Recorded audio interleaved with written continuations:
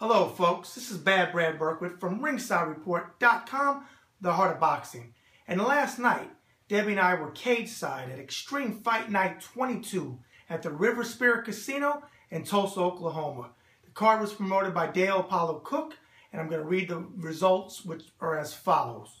In the opening bout, which was an amateur 3-round bout MMA, Leonard Keys from Tulsa, Oklahoma took on Trey Brown from Oklahoma City. It went to the scorecards, and the scorecards were 29-28 twice and 30-27 for your winner, Trey Brown. I actually scored that bout and had it 29-28 for Brown. And the next bout of the night, it was a 3-round amateur kickboxing, and it was females, and it was Brittany Davis versus Danielle Newsome. Davis was a local fighter out of Tulsa, Oklahoma, and Danielle was from Lubbock, Texas. It went to the scorecards, and the scorecards read 30-23, 30-24, and 30-25. Interesting, I've never seen scorecards like that. But in the end, Danielle Newsome was your winner. In the next bout of the evening, local fan favorite Ron Beasley from Tulsa, Oklahoma took on Jonathan Brown in a 3-round amateur mixed martial arts bout. It went to the scorecards, and they were 29-27 for Ron Beasley, who I saw on Facebook afterwards posted a picture. He got his nose broken, and if you recall from the videos, ladies, he's the one that took off his shirt and said the Chippendale dancers have nothing on him. That's questionable, Ron, but hey, congratulations on your win, pal. Next bout of the evening was another amateur kickboxing bout, and that involved Tony Gonzalez out of Tulsa, Oklahoma, and Daryl Wilson out of Tulsa, Oklahoma.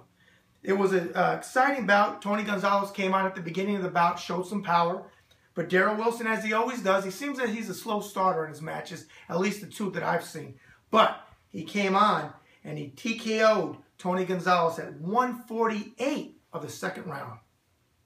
In the next bout, which is the final amateur bout of the evening, in a 3-round bout, Brandon Bailey from Tulsa, Oklahoma faced Kendall Carnham from MWC, Oklahoma. Folks, you got to forgive me, I don't know what that acronym is. But it was for the XFL Amateur Featherweight Championship. And then went 3 rounds, and in the end, scorecards read 30-27 for your winner, Kendall Carnham, who, by the way, had the tightest purple shorts on that I've probably ever seen. Barney, he's got nothing on you, or maybe Kendall, you have nothing on Barney. I'm not quite sure, or vice versa, what the case is. But hey, the Purple People Eater, I'll get it right at 1 o'clock in the morning, folks. He raises his record with another win.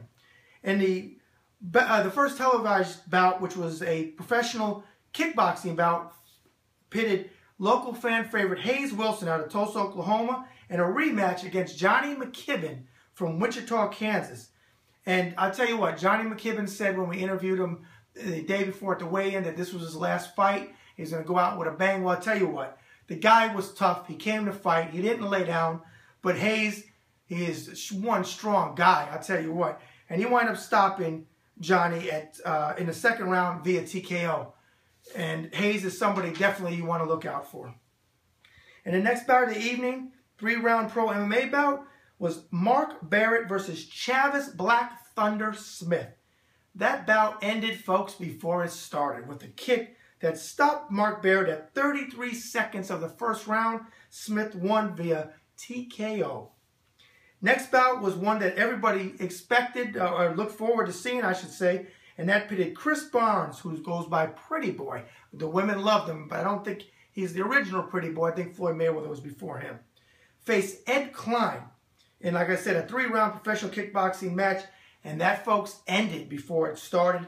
35 seconds of the first round, Ed Klein won via KO. Kicked him so hard that he cut him, and we were worried about Chris Barnes, who was on the canvas for a while, very dazed, but from last I heard, he's okay. Let's hope that he's doing well after the bout. The guy tried.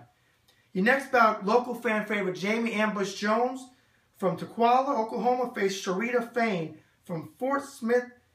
It says Arkansas, but I interviewed her, and that's actually not correct on the card. She was from Missouri. And that fight basically was over before it started. Jamie Ambush Jones won at 39 seconds via tap out. I think that's the second time in a row I've seen her win by tap out. In your next match of the day, or the evening, Randy Boom Boom Blake, who you saw me interview, who was a knowledgeable boxing guy as well. He's the one that said Floyd Mayweather stopped Ricky Hatton with a hook, and he was absolutely right. Faced Lucas Overcast, who looked like he outweighed him because Boom Boom is built in only way I can say it, like a brick shit house. But the guy came in the ring, Boom Boom, he did something really cool. He walked in with he walked to the ring with a bunch of young kids, and I got to throw a Sinatra story in. It was reminiscent of when Sinatra recorded High Hopes, and all those kids were around him and they were singing the chorus. And Boom Boom Blake does what he does best. He TKO'd him. He TKO'd Lucas Overcast in the second round at 2:38. And your final match of the evening, the main event, pitted Brandon McDougal out of Tulsa, Oklahoma versus Javier Minjares out of Lubbock, Texas for the XFL Featherweight Championship. And that bout ended at 1:15 of the third round via TKO.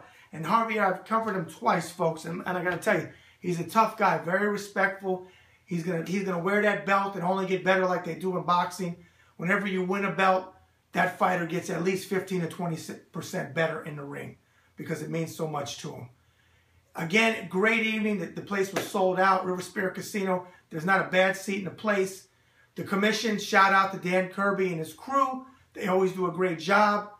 There's a card coming up in March. I'll have more details for you soon when I have a meeting with Dale Apollo Cook, and we'll cover that bout as well on ringsidereport.com. And as we always do, folks, make sure you tune in for the best videos, the best interviews, the best articles by the best writing team all around the United States and around the world. This is Bad Brad out.